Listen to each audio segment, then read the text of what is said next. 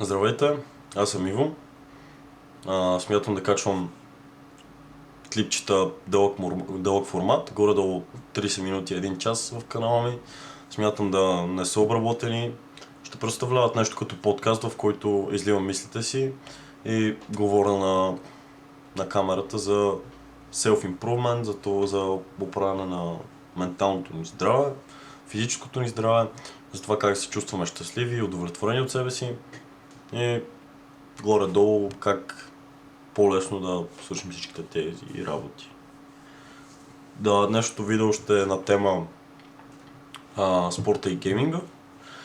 Какво те имат доста общи неща, обаче какво ги различава и кое е по-доброто за нас, разбира се, спорта. Обаче сега ще ви покажа по по-задълбочен начин, ще ви представя това как спорта е по-добър и защо двете неща много си приличат. И ако играете игри, най-вероятно ще ви е приятно да тренирате също. Да, така. Какви са общите неща на спорта и гейминга? И аз мога да ви кажа, че и двете неща ги правя доста време. Нали, гейминга съм го спрял вече почти съвсем. Съм спрял да играя видеоигри. Но игрите и спорта ви дават допамин. Какво е допамин? Допамина е химикал, който ни казва на мозъка, че е удовлетворен от нещо сега. Той просто иска... Само представете си, това му викате щастие, така. Но това не е щастието, реално. Да, сами си пуши цигара, сами си играеш игра. Много ме мързи сега да уча, ще си гледам 2 часа TikTok. И това е задоволяването на мозъка чрез неестествени източници, като екран или някаква мулна цигара, или даже много често музика също. Просто не взема от живота, ами се задоволяваме с някакви artificial неща. Което защо е лошо? Защото тези неща могат да ни дадат много повече допамин и то много по-бързо, отколкото естествените неща. Например, да кажем една тренировка. В една тренировка ти трябва да тренираш 1 час. Трябва да дишаш правилно, да изпълняваш упражненията правилно, да те боли, нали. Трябва буквално да те боли, за да направиш мускул. Докато в играта какво правиш, мърдаш и двата пръста, много отбридваш и цъкаш така. И гледаш, ти убиваш 15 човека в една игра. И това на тебе ти доставя удоволствие, защото си постигнал нещо. Но слушай, какво постигаш? Нищо. Ти си просто в един виртуален свят и задоволяваш мозъка ти, който е свикнал да взима допамина си от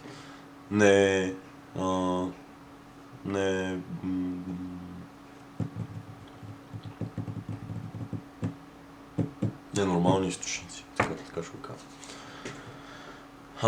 Така. Също така, защо това е много зле. Игрите са много зле по това, че те ти дигат нивото на допамина, когато играеш, примерно да кажем, днес съм играл 5 часа. Дигат нивото на допамина е тук. И после е тук. После ти като излезеш с приятелите си, ти не постигаш нищо, вие просто си говорите и трябва да положиш усилия, за да говориш. Мисъл, трябва да си интересен, да покажеш нещо от себе си. И те неща вече на тебе не са ти чак толкова важни, защото ти с 40 на минутна игра можеш да пресъздадеш приятното усещане на това да излезеш с приятелите си. Същото може да се каже и за ученето, например. Защо ученето не ти е интересно? Защото знаеш, че може да играеш игра, която да ти задоволи мозъка 10 пъти повече. А ако спрем да играем игри, ученето ще ни стане доста по-лесно, интересно и то е доста по-полезно, защото можеш да научиш неща, които да ти помагат в много аспекти от живота, като например тренировките.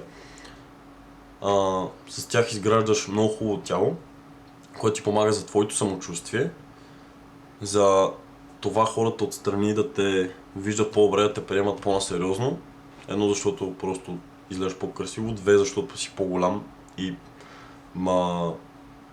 просто биологически там е страх повече от тебе, защото си по-голям. Нали?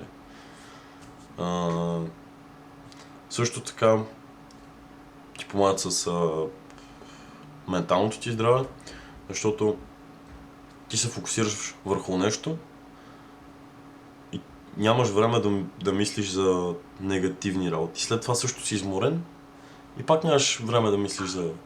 Ти просто си се изморил и си вложил енергията в нещо, което ще ти помогне и затова после нямаш енергия да си мислиш глупости. Просто си изморен и си почиваш и ти е приятно. Докато ако не си достатъчно изморен, мозъкът ти почва да мисли всякакви работи и да изпада в някакви състояния на въобще да не мога да се познаеш какви са тия мисли, какво се случва с мен. Да се измориш е много полезно и за мозъка ти, и за тялото, и за това хората как те възприемат общо за всичко, което ще правите в живота си, защото това, че хората нали, не съдат по външния вид и такива работи, и това, че си е дебел, че е готино и така нататък, не е готино, защото всеки те гледа по различен начин със сигурност. Дали си дебел, дали си прекалено слаб като момче, със сигурност хората те гледат по различен начин. Така. Преминем към следващата точка.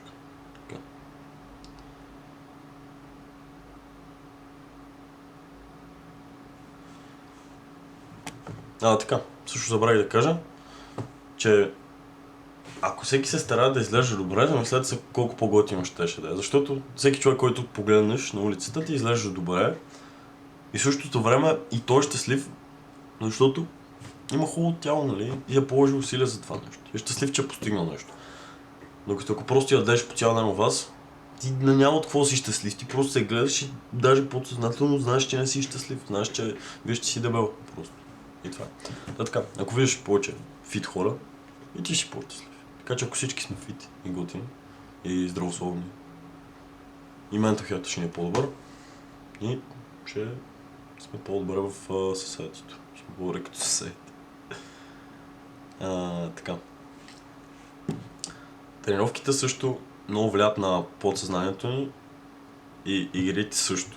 Защото подсъзнанието не разграничава добро от лошо. То просто вижда нещо и го поема. Той е като някакъв хард диск, в който се сейва информация, след като я видим, чуем или нещо това. Там се сейва цялата информация през целия живот за всякакви работи. Така че представете си, вие колко задръствате подсъзнанието си с игри, да кажем. Аз по едно време, преди бях много зарибан наистина, имах 4000 часа на лига и на CSGO имах много часове също на всякакви игри. Ти като гледаш нон-стоп един екран и нещата в играта на тебе, това ти е живота се едно. В смисъл, ти това го играеш и го живееш.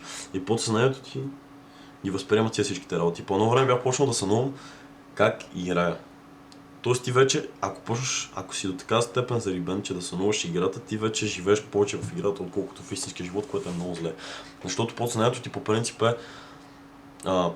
в сънищата ти и в сънищата ти, да кажем, ти дава отговори горе-долу.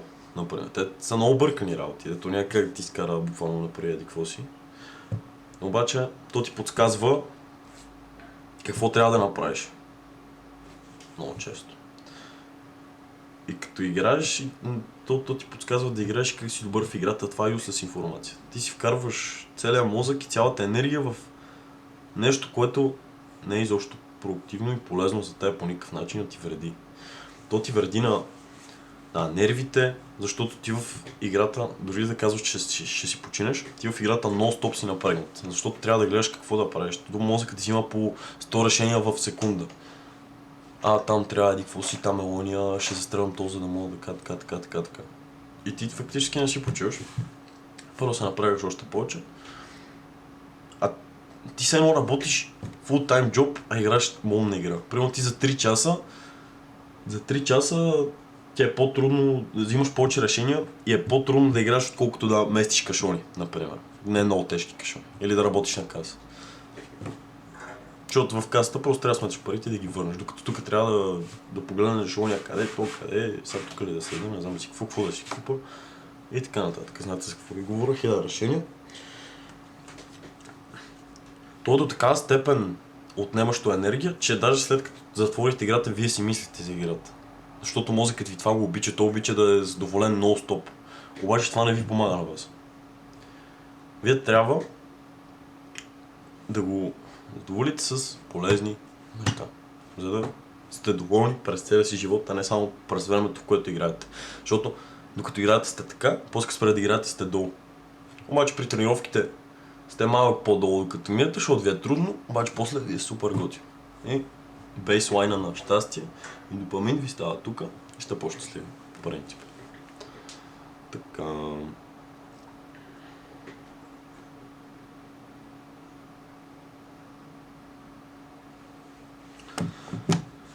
Как да почнем да тренираме? Те така вече покрихме това, защо тренировките са добър заместител на игрите. Общо, защото постигаш цели, даваш ти допамин на мозъка, но не прекалено много, така че да го изпържиш и да не ти се прави нищо друго, освен това нещо, защото те боли, нали? Не е чак толкова приятно и готино.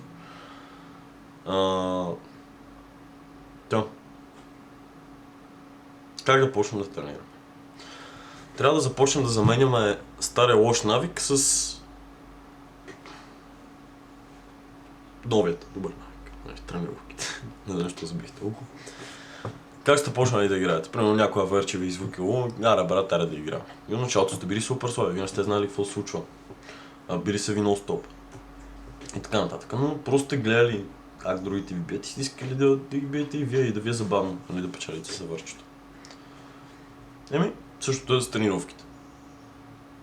Каква е първата стъпка? Просто се появим на лостовете. Ако имате някой приятел, за да го направи по-приятно преживяването, отидете с него. Ако не, просто отидете на лостовете, вижте как е, нали, сега фани се за лоста, просто ако не си тренирал преди, да знам, люлей се прави някакви работи. Просто отиди, това е първата стъпка. Да отидеш на мястото, за да знаеш, че не е толкова страшно и мозъкът ти вече да е запознат с нещата, каквото се случва на лостовете, защото до сега си бил там, нали, така си на компютър. Така. Да. Вече сме на лостовете. Много важно. Трябва да си сложим подсещания. И то подсещания под всякаква форма. Например, по принцип, какво правиш за да играеш? Отваряш си компютъра. Така.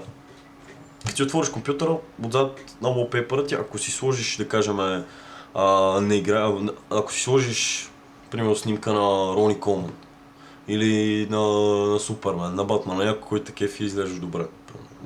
И баща ти му. Който искаш, брат. Това ще ти напомня, че искаш да бъдеш този човек, а не човек, който с шкембе просто играе. И ще се сетиш. Много хубаво да си изтреш играта също, защото през времето, в което ти ще изтеглиш, ти постоянно ще премислиш, това не е правилно, така, сега ли трябва да го правя. И по едно време ти ще изтеглиш играта един-два пъти със сигурност. Няма да спреш веднага. Обаче по едно време се сетиш, брат, не трябва да го правя. Защото другия път беше зле. Защото го направих и пак нищо, нямам мускули и пак мязам на парцал. Картоф. Така че да. Слагаш wallpaper, който те мотивира и те подсеща за целта ти. И треш играта, за да е по-трудно да се отдадеш на лошият навик. Също така, определя си време, в което да ходиш на лостовете всеки ден и да нямаш друга работа в това време.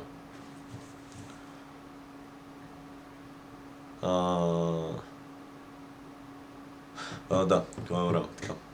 Определяш си място и ако слушаш музика, ако обичаш да слушаш музика докато тренираш, е хубаво да слушаш едни и същи песни всеки път преди тренировка и по време на тренировка.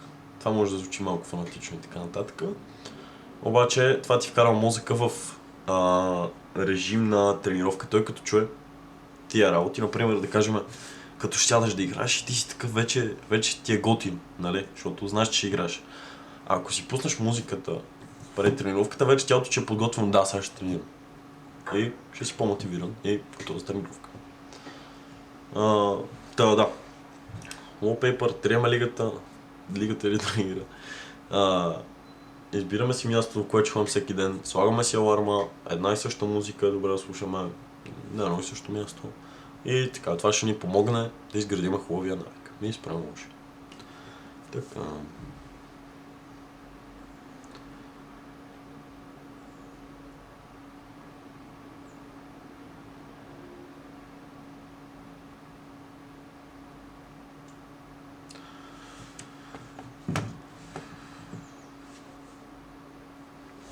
Трябва нека започнем и с самата тренировка и какво трябва да правите.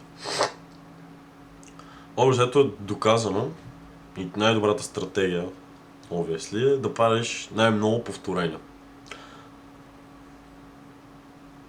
Най-много упражнения. Примерно човек, който ще направи 50 набирания, ще направи по-малко мускул, отколкото човек, който ще направи 60 набирания. Това е със сигурност. Така че това какво ни говори? Че почивката ни е много важна, защото трябва да можем да направим много упражнения без да се изморим. Нали? Защото ако на първата серията ти е... Значи в една серия имаш еди колко си повторения. Така. Нали? Та в една серия, ако в една серия си отделим цялата енергия и направим 100 повторения от няколко упражнения, ние няма да имаме силата да направим още упражнения. Затова е хубаво да правим средно, почиваме си добре, пак правим средно толкова, за да може да съберем едно упражнение във времето, в което тренираме. Така.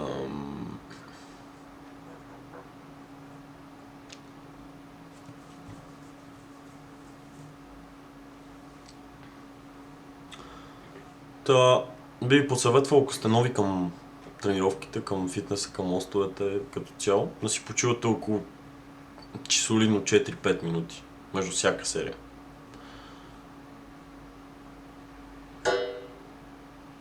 Ако имате предишна физическа подготовка, от 3 до 3 минути и половина, и ако вече си тренирате стабилно и вече сте в спортния живот, 2 минути до 2 минути и половина ви е почивката.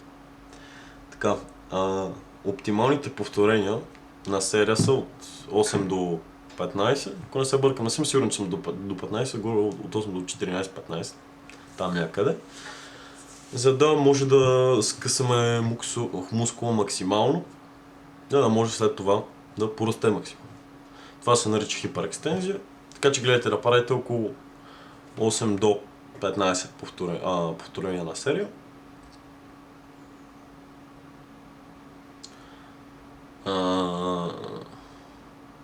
Така. Ако не можете да правите набирания, почвате с негативки. Какво са негативките? Скачаш на лоста, фащаш се така, така само вече си набрал, скачаш, фащаш се и спускаш бавно, пак го правиш това, цак, бавно. Това го правиш горе-долу една седмица и със сигурно ще можеш 1-2 набирания. Така, след като можеш вече негативки, всеки път ноутовете ми ще отварят догоре от началото. Така. След негативките почваме с набиранията. Има различни видове набирания. Нормални, те са смеска от всичко, те са най-добрите, може би. За гръб, за бицепс, за друго не знам. Така. Това са нормалните набирания. Обаче, ако не можете да правите такива, нормални, пробвайте обратни. Те направят най-много бицепса. Също така вече, ако сте добри в правенето на нормални обратни набирания, правите широки набирания, те са много добри за гърба ви, но са сравнително по-трудни от другите две. Така че да, първо правете повече набирания, за да можете да правите широки. След това имаме лицеви. В тренировка е хубаво да смесваме набирания и лицеви, защото лицевите опори направят повече гърдите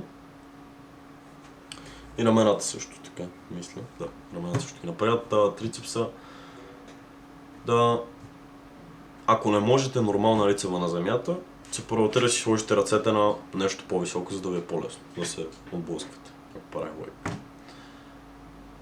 След това, ако сте добри в нормалните лицевки, почвате диаманти. Слагате си така ръцете на пода и се отблъсквате. Просто това са ви ръцете. Те направят много повече гърдите и трицепса и са много хубави. Обзето. Едно от любимите ми упражнения, много готино. Също така обичам да правя и широки. Широките набирания, лицеви са за ми направят гърба най-много и обзето да.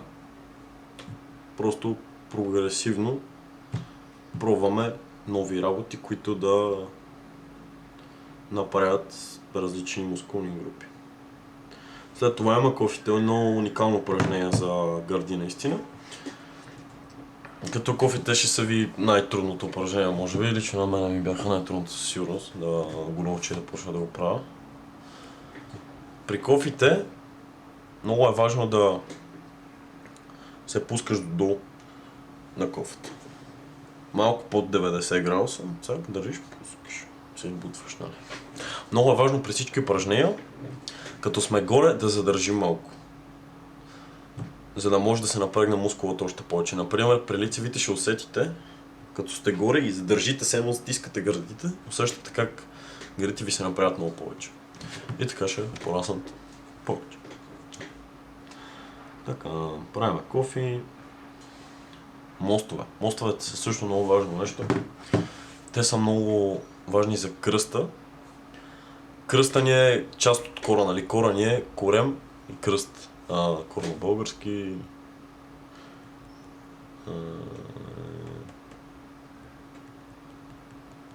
Бравим освета. Да, кора ни е много важен. След това да може да правим